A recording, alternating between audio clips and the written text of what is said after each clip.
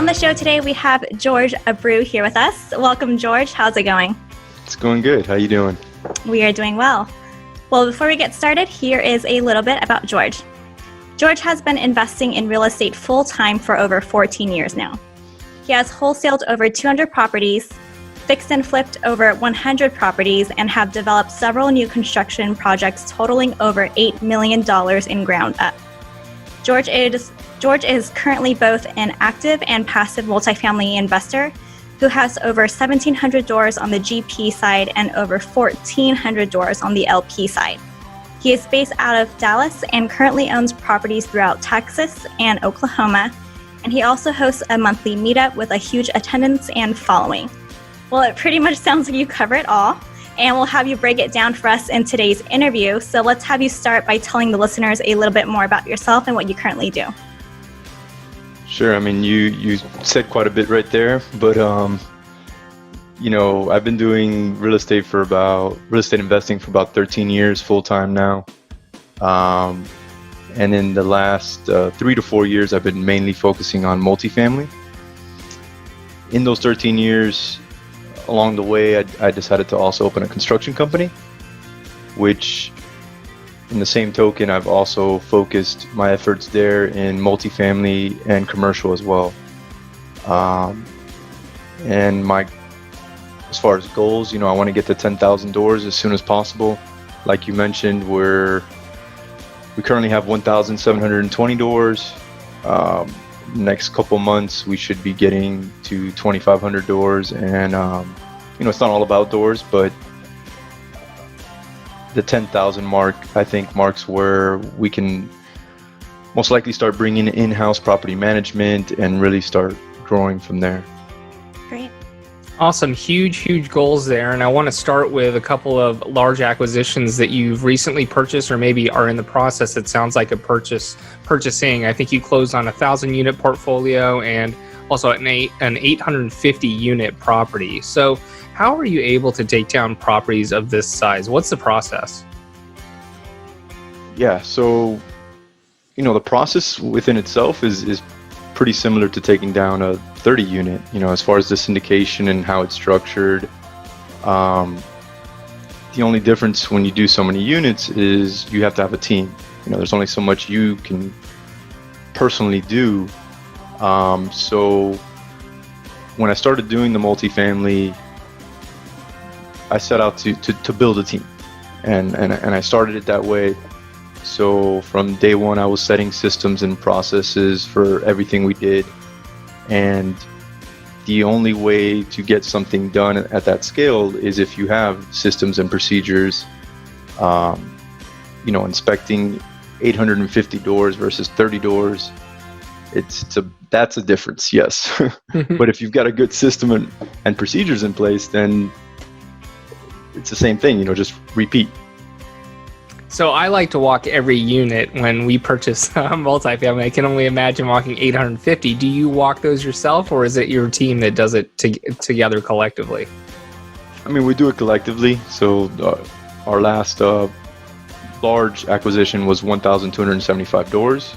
We did inspect every single door, but took 1 week, a full team. I believe there was around 12 to 14 of us. Wow. Okay. Can you tell us maybe, what happened to make you go after properties this size? You don't talk to someone every day that goes after 800 unit portfolios or properties or 1,000 unit portfolios. I mean, you hear people say, I want 100 plus units, but you rarely hear someone say, I'm taking down 1,000 units. So when did that happen in your, multifamily career? Yeah. So, I mean, it wasn't the first thing we did. We didn't step straight into that. Our first acquisition was actually 37 units, and our next one after that was 200 units, 216 units to be exact. And then, I thought that's the space I was going to kind of stay in. Not a big fan of the smaller units because of payroll and what you can afford to have on site. So with networking, so I've been doing a lot of networking, or was doing a lot of networking, before COVID-19 and all that stuff. But in doing that, I teamed up with some individuals that they were focused on taking down portfolios. They had over 10,000 units, and that's what they wanted to do. But to do that, they needed to scale. So they needed co-GPs and partners to help them find those deals. And that's kind of how I got into it. That was the first step. And then once I did that, I noticed it wasn't much harder. The 200 units wasn't much harder than the 1,275 units. So that's kind of what's led us to focus on the larger deals. Awesome. Well, you kind of talked about it, but what type of relationships did you need to build in order to be able to scale that large? A lot of different relationships. One, you need your internal team, right? How are you going to separate those tasks and delegate everything that goes into that internally? And then we also needed our co-GPs or third-party relationships to get those deals closed. We didn't have the track record or the net worth or liquidity to make a $100 million acquisition. So we needed to bring in the kind of put the pieces together in the puzzle to make it all fit. So to answer your question, internal team members, co-GPs, then everything else that you need to close a deal, the right vendors, the right attorneys, etc. Okay, and you also touched on this a little earlier, but it sounds like asset management on a larger property of 1,000 may be, the same or easier than something that's 50 or 60 units. Can you go into why that is? You're able to afford more when it comes to on-site staff, so that makes it a lot easier. I mentioned the 37 units, our first deal. That took a lot of hands-on work to get that functioning correctly. And in these larger deals, you can afford to have that regional manager looking over it, and on site as well. You can have a property manager and pay them well.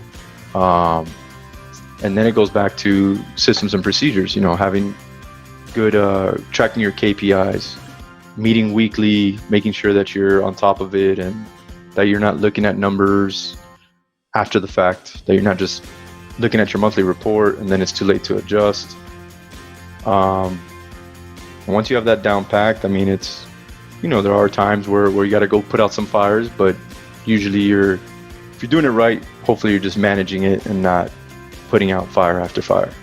Can you talk maybe a little bit more about your systems and procedures, or maybe how you track your KPIs? Because, 1,000 unit property, I'm sure you're renovating quite a few units at one time, and there's so many things going on. How are you tracking these KPIs? So, the leasing ones through different softwares, depending on, we've got different property managers, and AppFolio is probably the one we use the most. That spits out a good portion of the KPIs, but then we like to track our marketing as well and our traffic, see where that's coming from, and then we break that down weekly. So we have a spreadsheet that tracks the KPIs that we like to look at, and then that report is sent to us every week. We get on a call with our entire team, we go over them, and then as far as Kpis, so you mentioned interior units and that kind of stuff.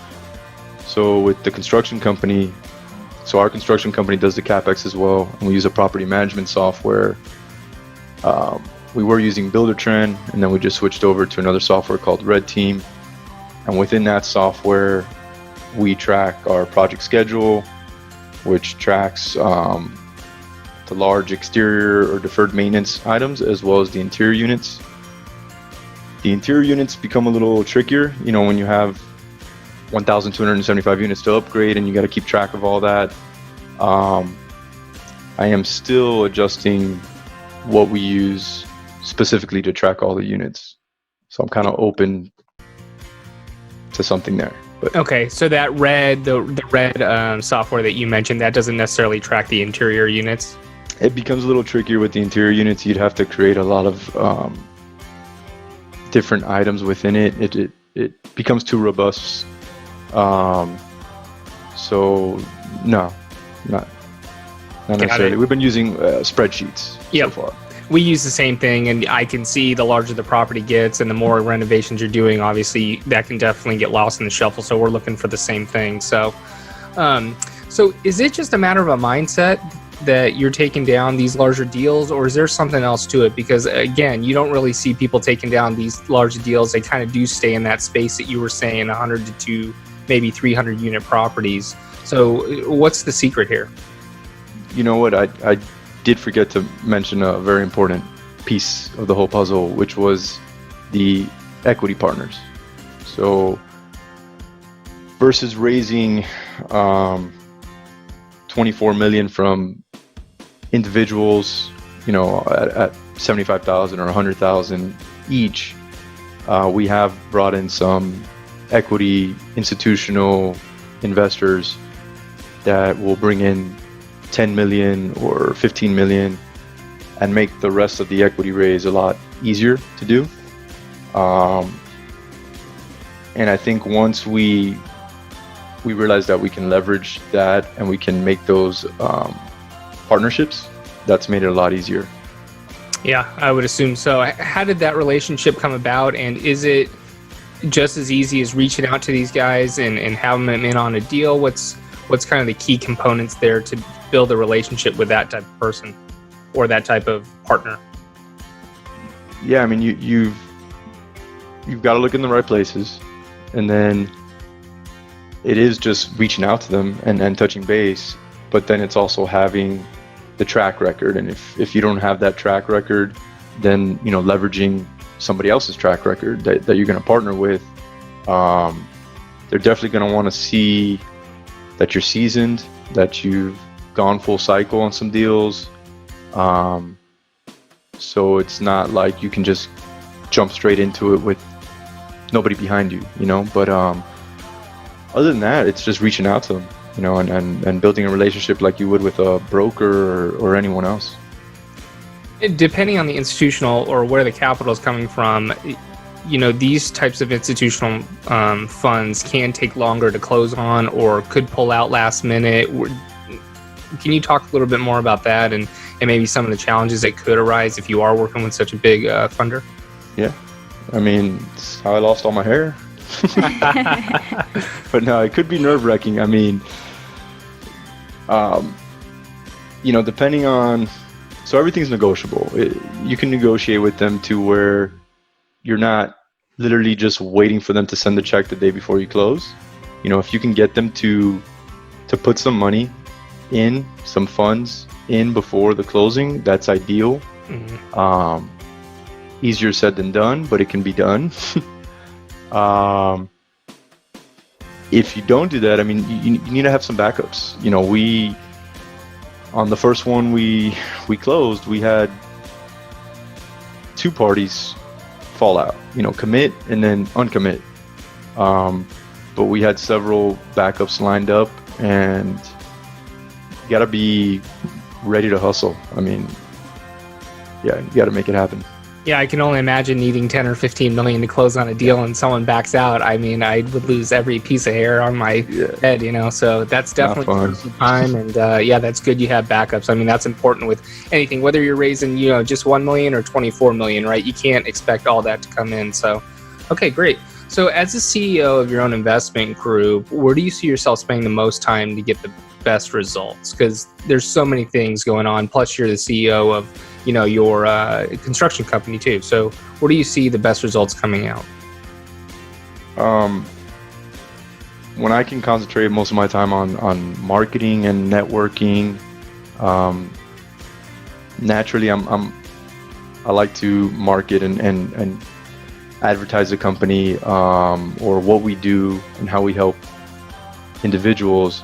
But it's hard to do that when you start getting tied up in the day-to-day. So like right now, we just added a VA to our team, and we're doing more systems and procedures and getting it all out there so that I can focus my time on those things that I know will take us to the next level and help us scale. Um, I just know sometimes it's hard to kind of step back and look at that and get tied up in the day-to-day. So I'm constantly checking myself and pre-planning my week to make sure I don't get trapped in that, and I'm still able to work on the vision and the marketing aspect of the company. Yeah, so pretty soon you said you're going to be here at 2,500 units. Who's part of your team right now? Right now, it's I've got my partner Eric, our partner Carrie, and then John. So Eric Bodiwala, Harry Bednars, and John Okocha. For the most part, Eric does a lot of the day-to-day operations type stuff. Carrie does a lot of investor relations and helps with the marketing. And then John mostly focuses on acquisitions and also some bringing in new investors. And then I mainly focus on, like I said, like the vision, leading the team, and marketing. Okay. And then you mentioned you brought on a VA. What does that VA currently do for you? So that VA is trying to do the tedious work, like a lot of, if we've got any data entry or if we've got graphics for marketing or just helping us get our blogs out. So a lot of content, not so much creation, but getting it out there. And there's more, but I'm just forgetting right now. Yeah, I think it's just all the stuff that just doesn't generate revenue, right? I've tried it, and I'm working with that as well, and it's just all the small stuff, and there's a lot of small stuff. Even I want to get to the point where my VA can answer my emails or a majority of them, and I'm not at that point yet, but absolutely. Well, great. Where do you see is next for you and your team? Next, like I mentioned earlier, I mean, I want to get to that 10,000 level, 10,000 doors.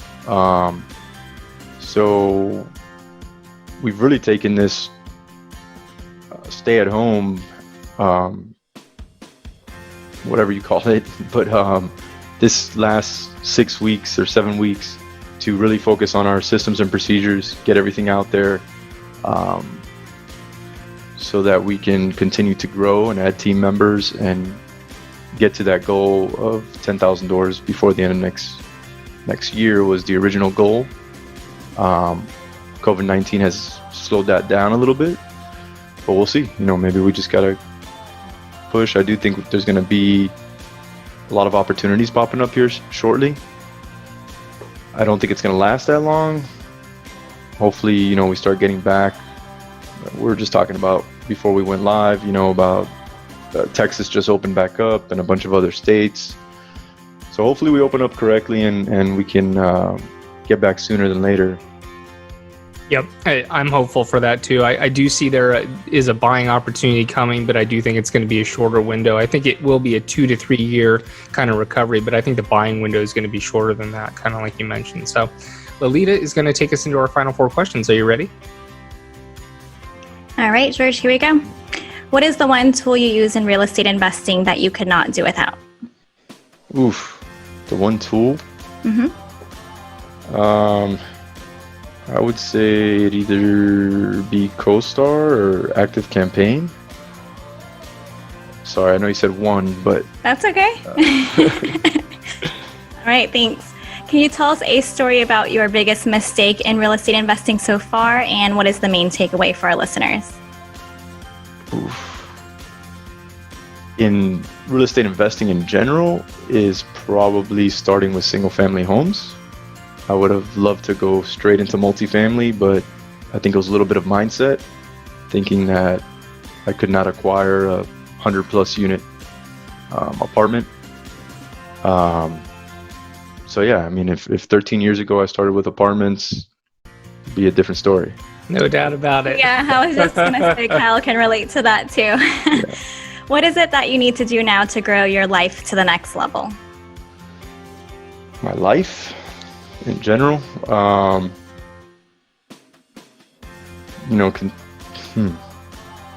I've said so much already, I don't want to say the same thing. I do think not to sound like a broken record, but systems and procedures is very important. It's something that, maybe eight years into full-time real estate investor, I kind of woke up one day and I realized that if I was to walk away, or when I would go on vacation, I mean, my phone was nonstop. Everything was funneling through me.